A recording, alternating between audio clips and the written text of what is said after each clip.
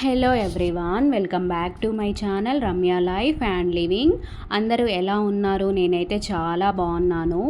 So ముందుగా అందరికీ బతుకమ్మ పండుగ శుభాకాంక్షలు. సో బతుకమ్మ వచ్చేసింది. పిల్లల నుంచి పెద్దవాళ్ళ వరకు అందరూ హ్యాపీగా చేసుకునే పండుగ ఇది. అండ్ పిల్లలకి హాలిడేస్ కూడా చాలా హాలిడేస్ వచ్చే పండుగ ఇది. సో అందరూ చాలా బాగా ఎంజాయ్ చేయండి ఈ 9 రోజులు. అండ్ ఈ వీడియో ఏంటి అంటే, నేను బతుకమ్మ పండుగ అసలు ఎలా వచ్చింది, ఎప్పటి నుంచి ఇది చేసుకుంటున్నారు అనేది ఈ వీడియోలో అయితే నేను మొత్తం చెప్పాలి అనుకుంటున్నాను. సో దీనికైతే యాక్చువల్గా బతుకమ్మకి 2 స్టోరీస్ ఉన్నాయి. సో ఒకటి వచ్చేసి పూర్వంలో ఒక రాజు ఉండేవాడు. ఆ రాజుకి ఏంటి అంటే, అనుకోకుండా ఆ రాజ్యం మొత్తం పోయింది. ఆ రాజ్యంని వేరే వాళ్ళు లాగేసుకున్నారు. సో దాంతో వాళ్ళ బంధువులందరూ అతనికి దూరం అయిపోయారు. సో ఆ రాజు భార్య పేరు సత్యవతి అన్నమాట. తర్వాత తను అడవులకి వెళ్ళిపోయాడు. రాజ్యాన్ని కోల్పోయి మొత్తం అడవులకి వెళ్ళిపోయాడు. అడవులోకి వెళ్ళిన తర్వాత ఆ శ్రీ మహాలక్ష్మిని బాగా పూజించేవాడు. పూజించి బాగా తపస్సు చేశాడు. తపస్సు చేస్తే ఒకరోజు ఆ శ్రీ మహాలక్ష్మి సాక్షాత్కరించి నీకేం వరం కావాలో కోరుకో అని అన్నది. అయితే ఆ రాజు ఏమన్నాడంటే, నాకు నువ్వే నా కుమార్తెగా జీవించాలి అన్నాడు. సో ఆ శ్రీ మహాలక్ష్మి ఓకే అని తదాస్తు అనేసింది. తర్వాత కొన్ని రోజులు అయిపోయిన తర్వాత తన భార్య సత్యవతికి ఒక పాప పుట్టింది. మునులు ఋషులు ఉంటారు కదా, వాళ్ళందరూ కలిసి ఆ పాపకి బతుకమ్మ అని పేరు పెట్టారు.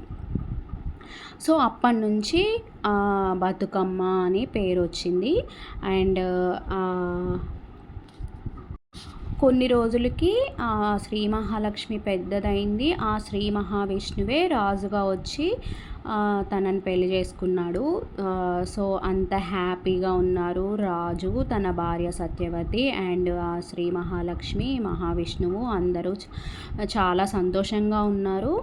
అండ్ కొన్ని ప్రాంతాలలో ఈ బతుకమ్మని బొడ్డెమ్మగా పిలుస్తారు. అండ్ కొన్ని ప్రాంతాలలో గౌరమ్మ అని పిలుస్తారు, శ్రీ మహాలక్ష్మి అని పిలుస్తారు.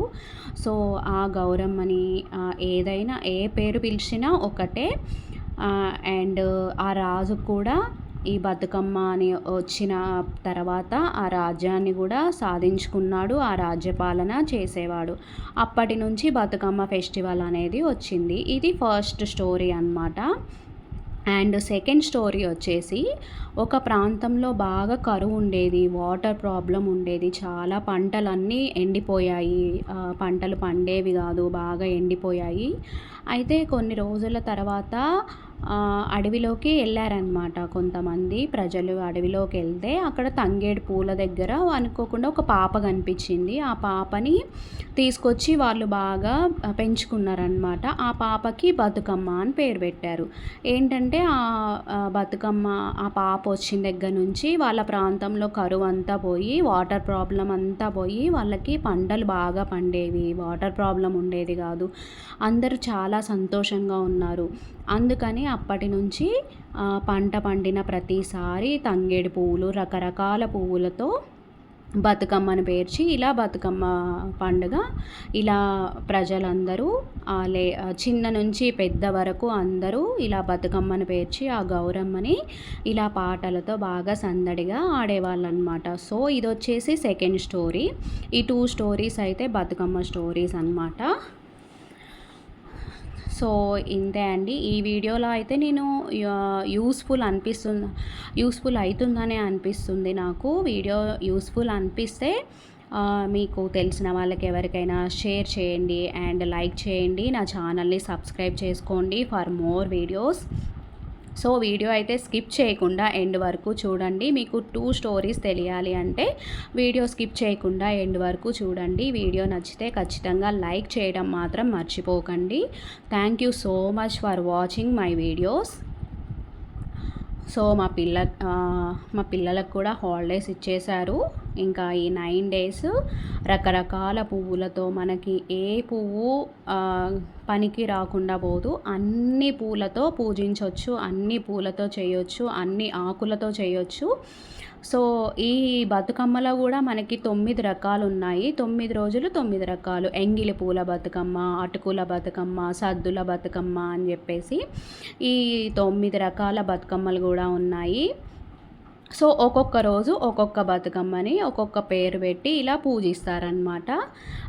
సో ఈ 9 రోజులైతే చాలా హడావిడిగా ఉంటుంది. మా అపార్ట్మెంట్లో అయితే ఈరోజు ఫస్ట్ డే ఎంగిలి పూల బతుకమ్మ అయితే ఆడేసాము. సో మీరు బతుకమ్మ ఆడారా?